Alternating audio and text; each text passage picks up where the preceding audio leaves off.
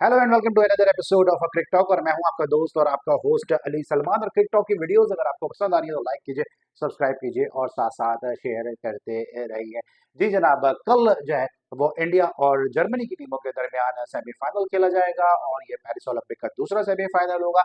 कि जबकि जो पहला सेमीफाइनल खेला जाएगा उसमें नेदरलैंड और स्पेन की टीमें एक दूसरे के मध्य मुकाबिल होंगी। इस मुद्दे पे बात क्या करेंगे, साथ साथ आज मोहसिन नकवी साहब ने प्रेस कॉन्फ्रेंस की है, पाकिस्तान की क्रिकेट के स्ट्रक्चर के हवाले से उन्होंने बात की है और उन्होंने 3 नए टूर्नामेंट्स के आगाज़ का कहा है, इसको भी डिस्कस करेंगे। और साथ-साथ जो है वो वक़ार यूनुस के अपॉइंटमेंट के हवाले से बहुत ज़्यादा तनकीद पाकिस्तान में की जा रही है, पाकिस्तान क्रिकेट बोर्ड को बहुत ज़्यादा तनकीद का निशाना बनाया जा रहा है, इस मुद्दे के हवाले से भी बात करेंगे। और इसके अलावा बात करेंगे कि आज दुनिया के क्रिकेट के 2 ऐसे फास्ट बॉलर्स की सालगिरह है और बर्थडे के जो दोनों ही स्लोअर मन के बादशाह समझे जाते हैं। तो आइए आज की इस एपिसोड का आगाज़ करते हैं। सबसे पहले बात करेंगे इंडियन हॉकी टीम के हवाले से। और इंडियन हॉकी टीम कल जर्मनी के खिलाफ पेरिस ओलंपिक में जो है वो सेमीफाइनल खेलेगी और ये इस टूर्नामेंट का दूसरा सेमीफाइनल होगा। पहला सेमीफाइनल खेला जाएगा स्पेन वर्सेस नेदरलैंड। अगर टीम इंडिया की बात करते हैं तो टीम इंडिया इस वक्त की जो उसकी आलमी रैंकिंग है, जो इंटरनेशनल रैंकिंग है, वर्ल्ड रैंकिंग में टीम इंडिया इस वक्त नंबर 5 के स्थान पे मौजूद है, नंबर 5 पे मौजूद है, जबकि जर्मनी की टीम नंबर 2 पर मौजूद है। तो अगर हम रैंकिंग के वाले से बात करते हैं तो जर्मनी को डेफिनेटली एडवांटेज हासिल है। लेकिन अभी शो से थोड़ी देर पहले मेरी बात हो रही थी धनराज पिल्ले जी से, जो इंडियन हॉकी टीम का एक बहुत बड़ा नाम है। और धनराज पिल्ले जी का इस हवाले से कहना यह था कि बहुत अरसे के बाद उन्होंने इंडियन हॉकी टीम के मैचेस जो है वो लग के देखे और उनको बड़ी उम्मीद है कि जिस तरह जो मनप्रीत सिंह हैं और जिस तरह उनके जो गोलकीपर हैं जयसराज, वो जो है बड़ा इंपॉर्टेंट रोल है प्ले कर सकते हैं। साथ-साथ धनराज पिल्ले जी का ये भी कहना था कि जो इंडियन हॉकी टीम जो अपसेट करने की पूरी सलाहियत रखती है और पूरी उम्मीद है कि इंडियन हॉकी टीम इस मैच में अच्छा परफॉर्म करेगी। और इसके साथ-साथ उन्होंने पाकिस्तान हॉकी टीम के हवाले से भी बात की। उन्होंने कहा कि पाकिस्तान हॉकी टीम का जो स्ट्रक्चर है इसको मज़ीद बेहतर करने की ज़रूरत है। और इंशाल्लाह अब जो जी स्पोर्ट्स का मेरा शो है वो देखेंगे तो उसमें आप देखिएगा कि धनराज पिल्ले जी ने क्या-क्या बातें की हैं। लेकिन जो इम्पोर्टेंट बातें थी वो मैंने आपको बता दी हैं कि धनराज पिल्ले जी बहुत पुरुमीद है कि इस इवेंट में जो है वो अच्छे खेल का मुजाहरा करेगी इंडियन हॉकी टीम। और अब देखना ये है कि क्या पेरिस ओलंपिक्स का ये सेमीफाइनल जीत के फाइनल में पहुंचने में कामयाब हो सकेंगे या नहीं, क्योंकि रेड कार्ड दिखाया गया था, आपको याद है कि और इंडियन टीम के प्लेयर को और जिस तरह से उसके जिस तरह से उन्होंने कम बैक किया 42 मिनट तक 10 प्लेयर के साथ खेलने के बाद जो कम बैक किया, उसने बता दिया कि टीम इंडिया इस वक्त किस रिदम और किस फॉर्म में। So best of luck team India for the upcoming semifinal of Paris Olympics. अब बात कर लेते हैं, जना मोहसिन नकवी साहब ने आज एक प्रेस कॉन्फ्रेंस की है लाहौर में, अपने मखसूस सहाफियों के साथ उन्होंने मुलाकात की है। 3 नए टूर्नामेंट्स का उन्होंने कहा है कि 3 नए टूर्नामेंट जो है पाकिस्तान के डोमेस्टिक क्रिकेट में डाल रहे हैं वो, कि जिसमें एक जो है वो वनडे टूर्नामेंट है, एक फुल डे टूर्नामेंट है और एक T20 टूर्नामेंट है, और उसको चैंपियंस के नाम से वो कराने जा रहे हैं। साथ साथ उन्होंने ये भी कहा कि 5 टीमें जो हैं वो चैंपियंस कप में खेलेंगी, जिसमें उन्होंने पुराने नाम है वो दिए हैं, डॉल्फिन, बुल, स्टैलियन टाइप के नाम दिए टीमों को, वो खेलेंगे। और साथ साथ उन्होंने ये भी कहा कि विमेंस टीम और अंडर 19 टीम्स भी, वो डिपार्टमेंट को कहा है उन्होंने कि डिपार्टमेंट जो है विमेंस और अंडर 19 की टीमें बनाए। और फिर उन्होंने ये भी कहा कि वो 5 जो टीमें हैं वो 5 खिलाड़ियों को दे देंगे और उनसे कहेंगे कि भाई अगले जो है चंद सालों तक आप इन प्लेयर्स को डेवलप करें, और विमेन टीम भी उनके हवाले की जाएगी। साथ साथ मोहसिन नकवी साहब चेयरमैन क्रिकेट बोर्ड ने जो डोमेस्टिक के प्लेयर हैं, डोमेस्टिक को बहुत अहमियत और बहुत इज्जत देने की उन्होंने बात की है।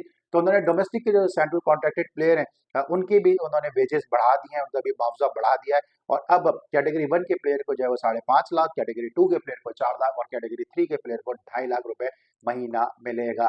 साथ साथ उन्होंने मैच रेफरी और अंपायर्स की फीस में भी इजाफा कर दिया है। तो प्लान अच्छा है, अब एग्जीक्यूशन कैसे होगी यकीनी तौर पे ये देखना होगा।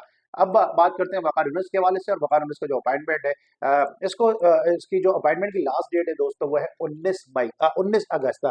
19 अगस्त इस डिपार्टमेंट यहाँ पे अप्लाई करने की लास्ट डेट है। लेकिन आज हम 5 अगस्त को जब मैं ये एपिसोड कर रहा हूँ तो 5 अगस्त को ही हमें वकार यूनुस साहब बतौर एडवाइजर चेयरमैन साहब के साथ बैठे हुए नजर आ गए। मैंने अपने सोशल मीडिया पे लिखा था और अब यहाँ भी आपके साथ डिस्कस कर लेता हूँ कि पाकिस्तान के बड़े जबरदस्त मरहूम कॉमेडियन थे, लेजेंडरी कॉमेडियन थे, जिस तरह इंडिया में कपिल शर्मा है, जिस तरह इंडिया में जॉनी लीवर है, जिस तरह इंडिया में महमूद साहब रहे हैं। तो इस तरह के पाकिस्तान में बड़े जबरदस्त कॉमेडियन थे और आप सब जानते होंगे उनको, उमर शरीफ। इंडिया में भी उन्होंने काफ़ी काम किया है, पाकिस्तान में तो सभी उनको जानते हैं। तो उनका एक बड़ा मशहूर जोक है कि कुछ बच्चे बातें कर रहे होते हैं और बच्चे बातें करते हुए आपस में एक-दूसरे पे शो मार रहे होते हैं, थोड़े भर्म करा रहे होते हैं, शेखी मार रहे होते हैं कि यार किसके अब्बू जो हैं वो ज़्यादा फ़ास्ट हैं। तो एक बच्चा कहता है मेरे अब्बू भाग के गए, कराची से भागे और लाहौर जो है वो 10 मिनट में पहुँच गए, उसने गप मारी। दूसरे बच्चे ने इसी तरह की गप मारी कि मेरे अब्बा ने जहाज़ उड़ाया और वो एकदम सूरज पे जाकर उन्होंने लैंड किया। तो इस तरह के बच्चे बातें कर रहे थे। तो एक बच्चे ने उस पे कहा कि मेरे अब्बू तो इतने फास्ट हैं, वो गवर्नमेंट सर्वेंट है, सरकारी मुलाजिम है, कि 5 बजे उनके स्कूल की छुट्टी होती है और वो 2 बजे घर पे होते हैं। तो यही कुछ मुझे वक़ार यूनुस के साथ नज़र आ रहा है कि 19 अगस्त जो है वो एडवाइज़र की पोस्ट पे अप्लाई करने की लास्ट डेट है और आज 5 अगस्त को एडवाइज़र साहब जो है वो चेयरमैन साहब के साथ बैठे नज़र आ रहे हैं। तो ये है पाकिस्तान क्रिकेट बोर्ड की अजब खेल की गज़ब कहानी। बहुत तनकीद की जा रही है वक़ार यूनुस की अपॉइंटमेंट के हवाले से। अब देखना ये है कि इस अपॉइंटमेंट से पाकिस्तान क्रिकेट को क्या जो है वो नताइज मौसूल होते हैं। इसके साथ-साथ आज दुनिया क्रिकेट के 2 ऐसे फास्ट बॉलर्स की सालगिरह है, वो अपनी बर्थडे को सेलिब्रेट कर रहे हैं, तो जो दोनों ही बहुत अच्छा स्लो रन करते थे। जी हाँ, वेंकटेश प्रसाद बड़ा ज़बरदस्त स्लो करते थे, उनकी आज सालगिरह है और साथ-साथ पाकिस्तान के आफताब जावेद ये भी अपनी सालगिरह को सेलिब्रेट कर रहे हैं। तो happy birthday to both of you कि आप दोनों एक ही दिन पैदा हुए और दोनों की जो स्लोअर बन था वो बहुत ही ज़बरदस्त था, वो पिक होना बड़ा मुश्किल होता था। मेरी पाकिस्तान के काफ़ी बैट्समैन से बात हुई, उनका ये कहना था कि जो गेंद करते थे वेंकटेश प्रसाद फिंगर्स की मदद से बैक ऑफ द पाम गेंद करते थे, उसको पिक करना थोड़ा मुश्किल होता था।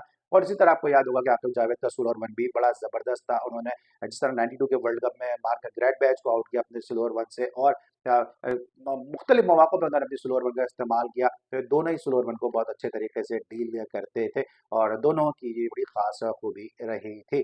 तो दोस्तों आज इन दोनों को हम सालगिरह की बधाई देते हैं। बेस्ट विशेज़ हमारी टीम इंडिया के लिए कि टीम इंडिया सेमीफाइनल में जीते और वो इसलिए जीते क्योंकि एशिया की रिप्रेजेंटेशन यहाँ पर है नहीं और नीदरलैंड स्पेन खेल रहा है, जर्मनी इंडिया खेल रहा है, तो डेफिनेटली और ऑब्वियसली जो हमदर्दी हमारी इंडिया के साथ इसलिए है कि हम चाहते हैं कि एशियन टीम जो है वो पोडियम पे नजर आए और हमें गोल्ड मेडल लेती नजर आए। बेस्ट विशेष for team India. Pillai ji आपका बहुत बहुत शुक्रिया कि आज आपने वक्त भी दिया, मुझसे थोड़ी बात भी की। मैं इसको टाइम ज़रा कम था इसलिए मैं इसको अपना क्लिप नहीं लगा सकता, लेकिन बहरहाल पिल्ले जी की गुफ्तगू जो हमने अपने शो में शामिल भी किए। तो आज के लिए क्रिक टॉक में इतना ही। अली सलमान को क्रिक टॉक से इजाज़त दीजिए। लाइक कीजिएगा, सब्सक्राइब कीजिएगा, शेयर कीजिएगा, साथ-साथ कमेंट्स जो है वो ज़रूर करते रहिएगा। अली सलमान को क्रिक टॉक से इजाज़त दीजिए। बाय-बाय।